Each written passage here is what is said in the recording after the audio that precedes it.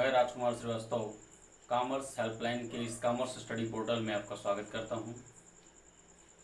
पिछली वीडियो में हमने आपसे वाणिज्य के प्रमुख शब्दों के बारे में डिस्कस किया था और वहीं पर हमने सूचित किया था कि आगे आपसे हम नए टॉपिक पे बात करेंगे। तो यह जो नया टॉपिक है इसमें हम आपसे चर्चा करेंगे दोहरा लेखा प्रणाली के बारे में। लेकिन उसके पहले हमें यह जानना होगा कि लेखांकन की प्रणालियां क्या हैं। लेखांकन, अकाउंटिंग, इस शब्द से आप पूरी तरह से परिचित हो चुके हैं, क्योंकि लेखांकन के सिद्धांत, लेखांकन की विशेषताएं, लेखांकन के गुण, लेखांकन के दोष, इन सब के बारे में हमने पिछली वीडियो में चर्चा कर रखा है। इसमें लेखांकन के साथ आज एक नया शब्द जुड़ रहा है, लेखांकन प्रणाली, अकाउंटिंग सिस्टम। हम आपसे चर्चा करना चाहेंगे कि सिस्टम क्या होता है।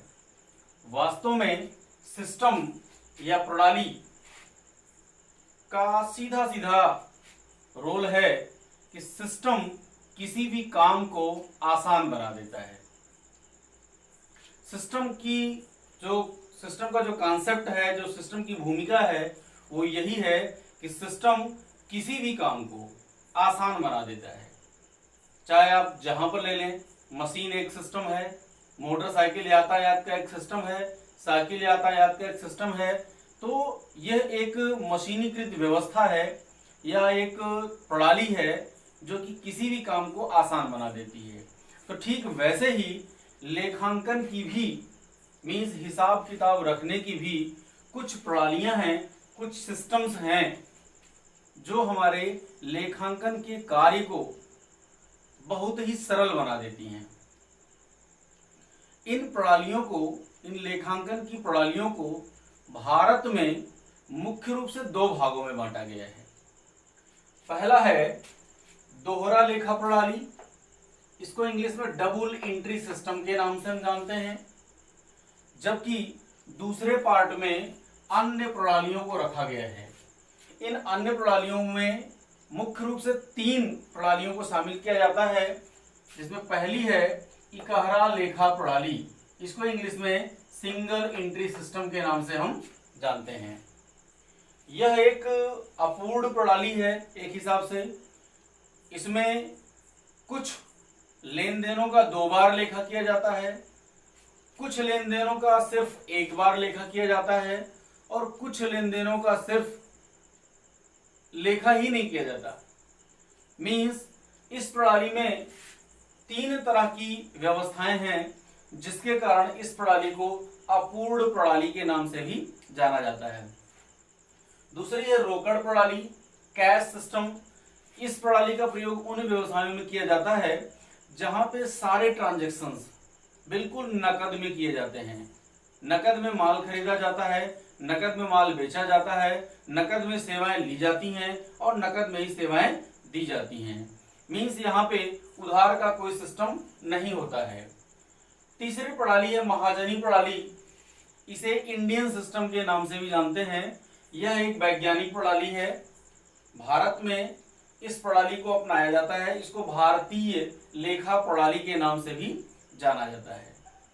तो ये मुख्य रूप से 4 प्रणालियां हैं जिनको 2 भागों में बांटा गया है। हमें इन चारों प्रणालियों पे आपसे डिस्कस करना है, जिसमें हम प्रथम स्टेप में जो ले रहे हैं वो ले रहे हैं दोहरा लेखा प्रणाली या डबल एंट्री सिस्टम। तो आइए देखते हैं कि डबल एंट्री सिस्टम वास्तव में क्या है।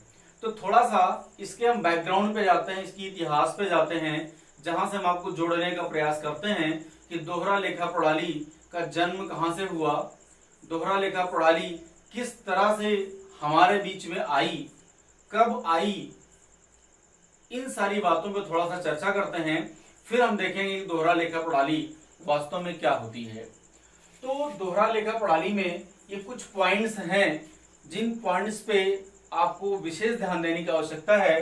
पहला पॉइंट ये है कि जो दोहरा लेखा प्रणाली है, इस प्रणाली का जो उद्भव हुआ, इस प्रणाली का जो जन्म हुआ, इस प्रणाली जब अस्तित्व में आई तो वो 15वीं शताब्दी थी, और जो सन था सन 1494 1494 में इटली के वेनिस शहर में इस प्रणाली का जन्म हुआ। मींस अगर देखा जाए तो दोहरा लेखा प्रणाली का जन्म किस देश में हुआ? इटली में हुआ। किस शहर में हुआ? इटली के वेनिस शहर में हुआ। किस सन में हुआ? सन 1494 में हुआ और 15वीं शताब्दी में हुआ।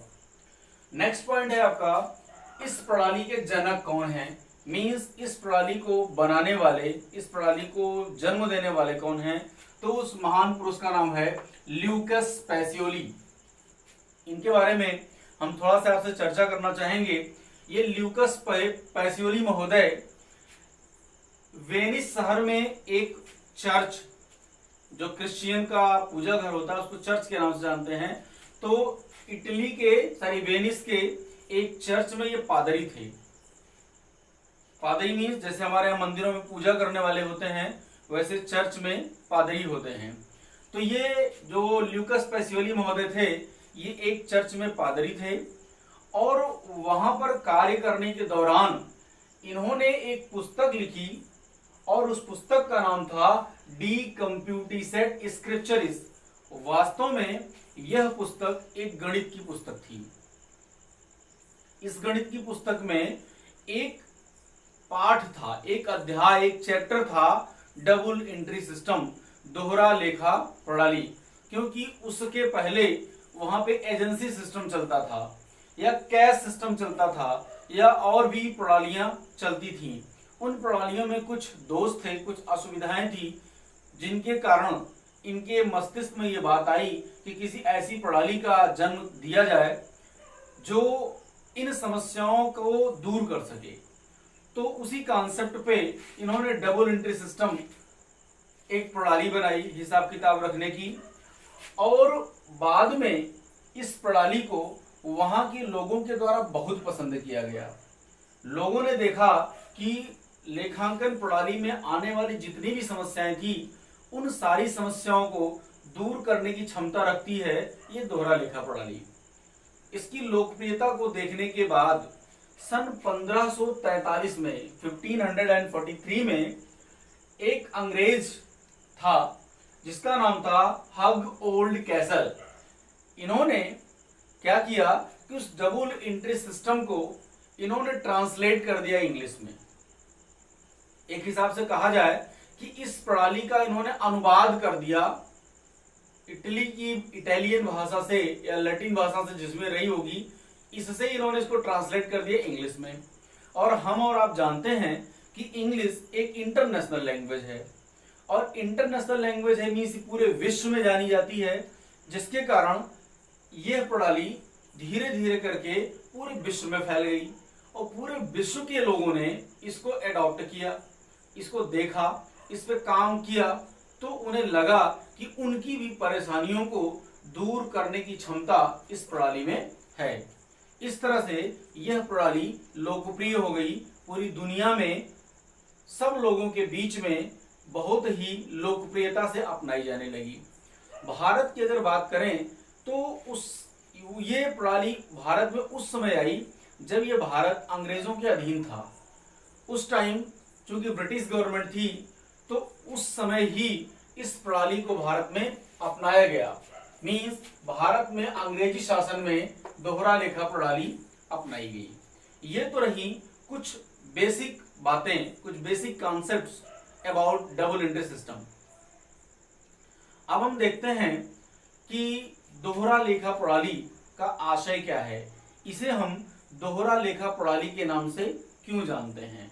तो दोहरा लेखा प्रणाली का आशय या mean of double entry system बिल्कुल नाम से स्पष्ट है, बिल्कुल क्लियर है कि दोहरा लेखा मीन्स इसमें जितने भी व्यवहार किए जाते हैं उन सारे व्यवहारों का 2 बार लेखा किया जाता है। अब आपके दिमाग में बात हो रही होगी या बात आ रही होगी कि भाई हम किसी से लेन देन कर रहे हैं तो हम अपने यहाँ लिख लेंगे कि हमने फला व्यक्ति से ये सामान उधार खरीदा या हमने फला व्यक्ति को उधार दिया। जैसे भी हम लेन देन करते हैं तो उस लेन देन को हम अपने हिसाब किताब की पुस्तकों में लिख लेंगे। तो ऐसा करने पे लेखा तो एक ही बार हुआ, 2 बार कहाँ हुआ। तो इसमें हम आपको बताना चाहेंगे कि जब भी कोई हिसाब किताब लिखा जाता है तो उस हिसाब किताब को लिखने के दौरान इसमें हमें यह देखना होता है कि इस लेन देन से प्रभावित होने वाले कौन कौन से पक्ष हैं। वास्तव में इस व्यवहार से या इस सौदे से, इस लेन देन से कौन कौन से पक्ष हैं जो कि प्रभावित हो रहे हैं। तो कभी भी जब भी लेन देन होगा तो उसमें कम से कम 2 पक्ष जरूर प्रभावित होंगे।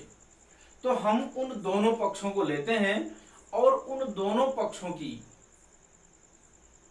पक्षों का हिसाब हम अपने हिसाब किताब की पुस्तकों में रखते हैं।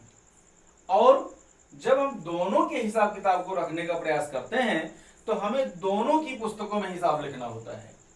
हम अपनी पुस्तक में तो हिसाब किताब लिखते ही लिखते हैं, हम जिस व्यक्ति से व्यवहार कर रहे हैं हम उस व्यक्ति का भी खाता अपने यहाँ खोल लेते हैं और उसमें भी हम उसका लेखा करते हैं। तो चूंकि हम अपनी व्यक्तिगत पुस्तक में अपने पक्ष में भी लेखा करते हैं और जिस व्यक्ति के साथ हमारा व्यवहार हो रहा है उस व्यक्ति की पुस्तक में, उस व्यक्ति के पक्ष में भी लेखा करते हैं, तो हमें प्रत्येक लेन देन का 2 बार लेखा करना पड़ता है। एक बार अपनी पुस्तक में और एक बार प्रभावित होने वाले दूसरे पक्ष की पुस्तक में। तो जिसके कारण ही इसे दोहरा लेखा प्रणाली कहा जाता है। इसमें प्रत्येक व्यवहार का 2 बार लेखा किया जाता है। इसके हम आशय को देख लें, फिर एक एग्जाम्पल के माध्यम से इसे समझने का प्रयास करेंगे। दोहरा लेखा प्रणाली का आशय, बिल्कुल सरल शब्दों में आप इसके मतलब को लिखेंगे। साधारण शब्दों में दोहरा लेखा प्रणाली का आशय ऐसी लेखांकन प्रणाली से है जिसमें प्रत्येक लेन देन का लेखा प्रभावित होने वाले पक्षों की पुस्तकों में 2 बार किया जाता है। जैसा मैंने बताया कि इसमें हमें देखना पड़ता है कि वास्तव में कौन कौन से वे पक्ष हैं, कौन कौन से वे 2 पक्ष हैं जो इस लेन देन से प्रभावित हो रहे हैं। और जैसे ही हमें पता लगता है कि इसमें ये 2 पक्ष प्रभावित हो रहे हैं तो हमें उन दोनों पक्षों की पुस्तकों में लेखा करना पड़ता है। जिसके कारण ही क्योंकि 2 बार हम लेखा करते हैं इसीलिए इसे हम दोहरा लेखा प्रणाली के नाम से जानते हैं।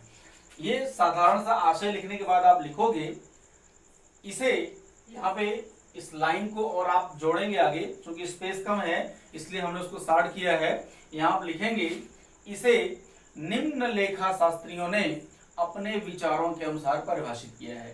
तो यहाँ पे तो हमने अपने विचार में साधारण शब्दों में बताया कि वास्तव में दोहरा लेखा प्रणाली क्या होता है। इसके बाद चूंकि हमारी बात है, फिर हम 2 विद्वानों की बात अगर करेंगे तो वहां पे हमारी बात में और ज्यादा वजन आ जाएगा।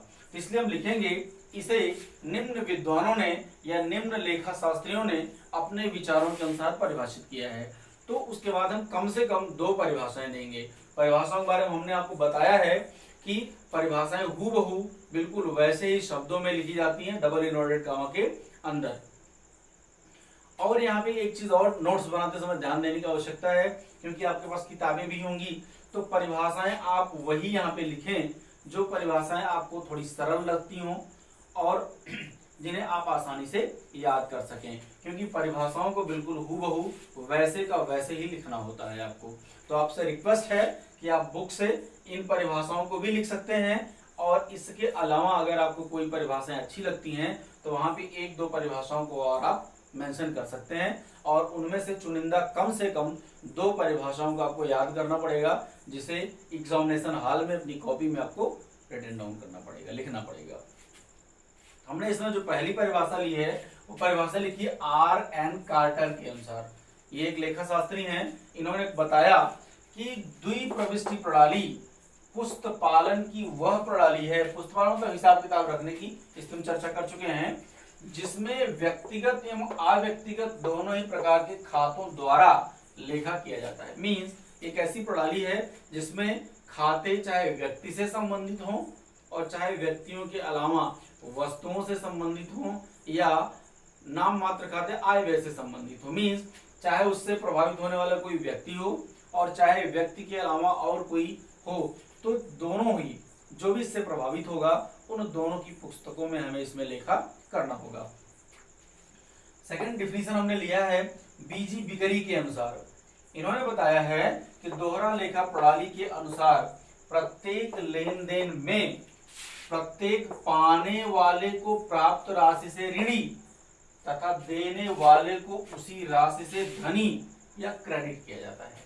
मींस अगर दो व्यक्ति हैं तो उन दोनों व्यक्तियों में जब लेन देन होता है तो जो व्यक्ति पाता है उसे हम डेबिट करते हैं और जो व्यक्ति हमें देता है उसे हम क्रेडिट करते हैं।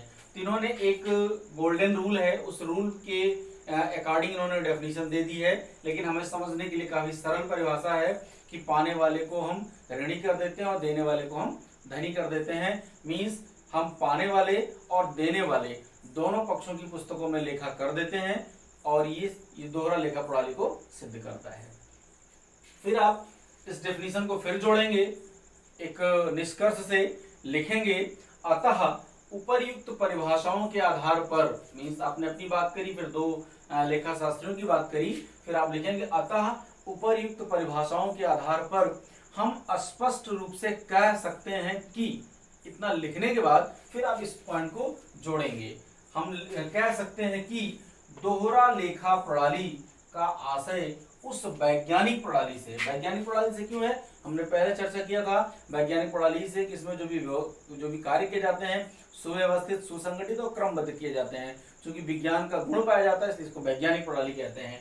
तो वैज्ञानिक प्रणाली से है जिसमें निश्चित नियमानुसार, क्योंकि इसमें जो भी लेखे किए जाते हैं वो नियमों के अनुसार किए जाते हैं, नियमों से हटके कोई भी बात इसमें नहीं की जाती है। तो जिसमें निश्चित नियमानुसार प्रत्येक लेन देन का लेखा दो प्रभावित होने वाले खातों में 2 बार किया जाता है। इसमें एक खाता डेबिट और दूसरा खाता क्रेडिट किया जाता है। हमने 2 शब्दों पर चर्चा किया, डेबिट और क्रेडिट पर। यहाँ पे दोहरा लेखा प्रणाली में जब भी हमारे पास 2 पक्ष होंगे, उन दोनों पक्षों में से एक पक्ष हमारा डेबिट होगा तो दूसरा पक्ष हमारा क्रेडिट होगा, और दोनों पक्षों में लेखे होंगे तो दोहरा लेखा प्रणाली हमारी सिद्ध होगी। हम यहाँ पे एक एग्जाम्पल के माध्यम से आपसे थोड़ा सा इस पर चर्चा करना चाहेंगे। सपोज दैट हमने एक सौदा लिया, राम ने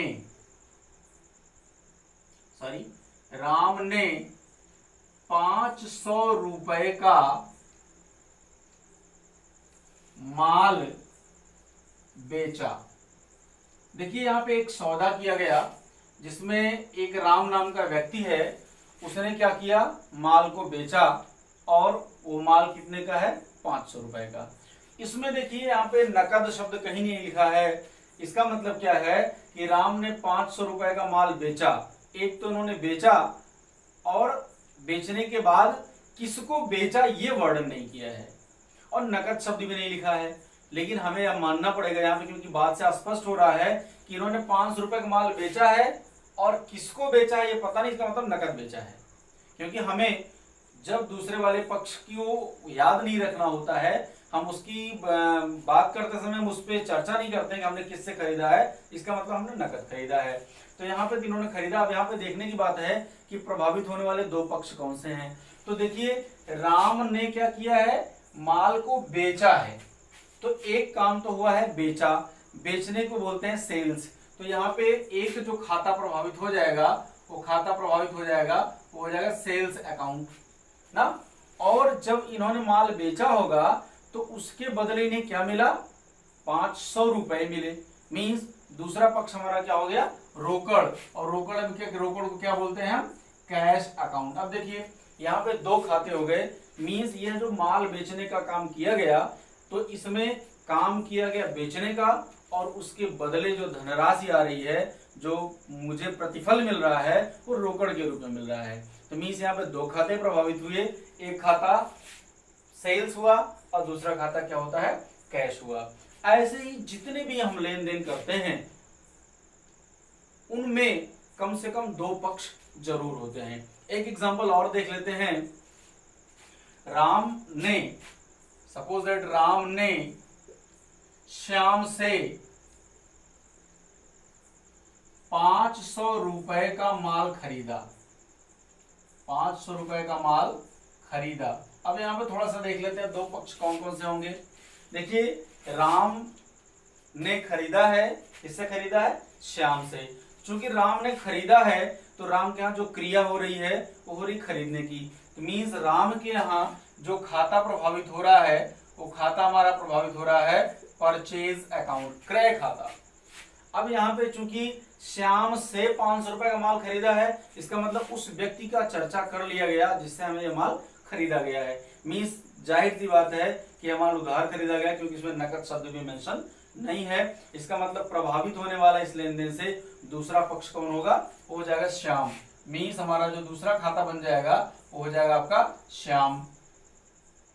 एपॉस्ट्रोफी एस लगा के हम इसको अकाउंट में लिख सकते हैं। तो यहाँ पे देखिए इस लेन देन से प्रभावित होने वाले दो पक्ष हुए, एक हमारा हो गया परचेज और दूसरा हो गया हमारा श्याम। इस वाले में एक हो गया हमारा सेल्स, दूसरा हो गया हमारा कैश। इस तरह से जो भी ट्रांजैक्शंस होते हैं उन ट्रांजैक्शंस में हमें यह पहचानना होता है कि प्रभावित होने वाले दो पक्ष कौन से हैं जो कि वास्तव में प्रभावित हो रहे हैं। उन पक्षों को जब हम लिख लेते हैं फिर उन दोनों पक्षों में हम निश्चित नियमों के अनुसार लेखा करते हैं। निश्चित नियम कौन से होंगे जिन्हें आगे हम आपसे चर्चा करेंगे जब आपका हम एक क्वेश्चन स्टार्ट कराएंगे, सवाल स्टार्ट कराएंगे, तो वहां पे भी हम इसी नियमों पे पहले आपसे चर्चा कर लेंगे, तभी आपको हम सवाल बताएंगे। तो इस वीडियो में हमने आपसे दोहरा लेखा प्रणाली की कितनी प्रणालियां होती हैं इस पे हमने चर्चा किया।